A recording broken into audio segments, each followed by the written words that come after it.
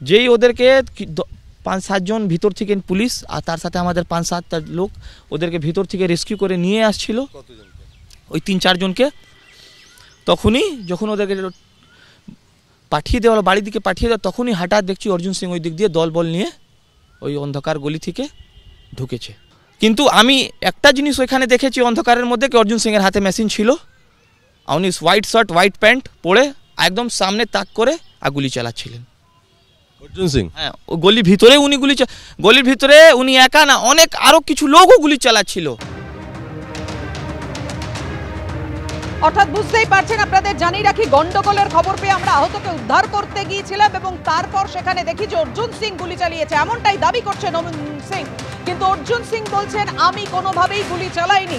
CCTV footage যদি police দেখে তাহলে গোটা বিষয়টা সামনে এসে যাবে, কারা গুলি চালিয়েছে।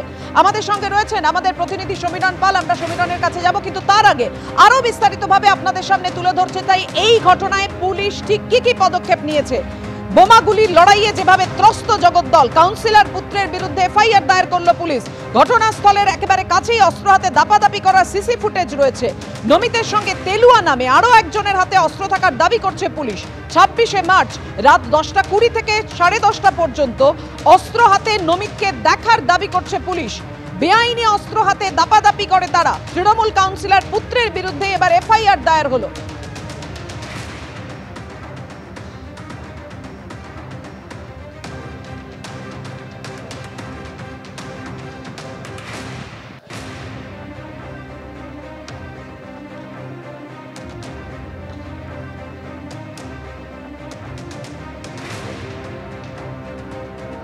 দাবি পাল্টা দাবি চলছেই যে কে গুলি চালিয়েছিল সেদিন।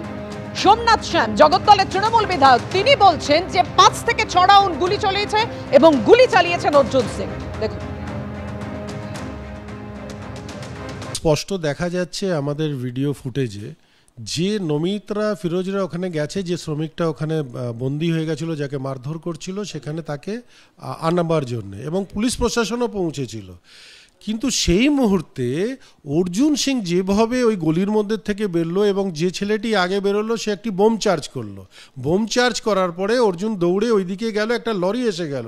ওই লরির আড়ে ও অন্তত কিছু না হলো 5 থেকে 6 রাউন্ড গুলি চালিয়েছে, আর সেই গুলির খোলগুলো পাওয়া গেছে এবং একটা লাইভ কার্তুজও সেখানে পাওয়া গেছে। কি করে অস্বীকার করবে? লেগেছে তো সাদ্দামের, যার লেগেছে শেষ প্রকন্তে দেখতে পেয়েছে যে অর্জুন গুলি চালিয়েছে, আর ওখানে যে ছেলেগুলো ছিল যারা পালাচ্ছিল তখন তারাও দেখতে পেয়েছে। অবশ্যই তো ভয় পেয়ে শুভেন্দু অধিকারী গাড়ির মধ্যে ঢুকে পালিয়ে গেছে, বলছে পাটনা গেছি আর দিল্লি বসে আছে।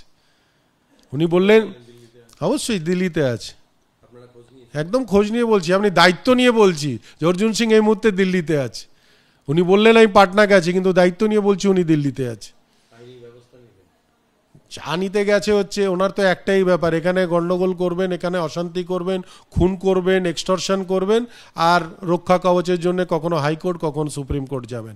আরে মানুষের মতন লড়াই করতে হবে, কাপুরুষের মতন লড়াই কি? পালিয়ে যাচ্ছে কোর্টের আড়ালে। যদি তাকত থাকে তো পুলিশকে ফেস করুক, ফেস করে প্রমাণ করুক যে ওর ছিল না। পালিয়ে যাচ্ছে কেন? বারবার হাইকোর্টের রক্ষা কবচ কেন? কই আমরা তো রক্ষা কবচ নিন, আমরা তো দাঁড়িয়ে আছি।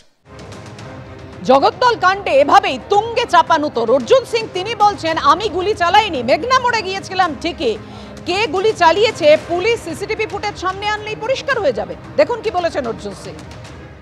আমি কোথাও স্বীকার করেছি যে আমি ছিলাম ওখানে, মারামারি করছিল, গুলি চালাচ্ছিল, তখন শুনে আমি আমার বাড়ির পাশে গুলি চালিয়ে পালাচ্ছে, আমি ওখানে গেছি, আমাকে দেখেই ওরা পালিয়ে গেছে। আমি তো কোনোদিনও স্বীকার করিনি যে আমি যাইনি, কিন্তু গুলি চালাচ্ছিল, চালাতে চালাতে পালিয়েছিল ওরা। আমার যাওয়ার ওখানে পৌঁছবার মানে আমি পৌঁছেছি তার আগেই তো পালাতে শুরু করেছে। আমি তো কখনো অস্বীকার করিনি যে আমি যাইনি। আর কেন যাবো না? আমার বাড়ির পাশে কেউ গুলি চালালে আমি যাব না? কি বলছি? আচ্ছা, আর দ্বিতীয়ত আমি চ্যালেঞ্জ করেছি কি সিসিটিভি ক্যামেরা, পুলিশের ক্যামেরা আছে ওখানে, একটা কোনো ফুটেজে দেখিয়ে দিই কি আমরা গুলি চালিয়েছি, এটা আমি বলছি। আপনি দেখবেন যদি সিসিটিভি ফুটেজ করে, তা আমার সিকিউরিটি যে ছিল তারা ওই যে একটা বুলেট প্রুফ শিল্ড হয়, শিল্ডটা খুলে আমার সামনে রেখেছিল। তা আমি যদি গুলি চালাবো তো সিলটা আমার লোক খুলে রাখবে না অন্য লোক খুলে রাখবে? আমার লাগে না বাইরে থেকে দুষ্কৃতি, কেন লাগবে? এই দুষ্কৃতি রাজ তো বাংলার তৃণমূল চালাচ্ছে।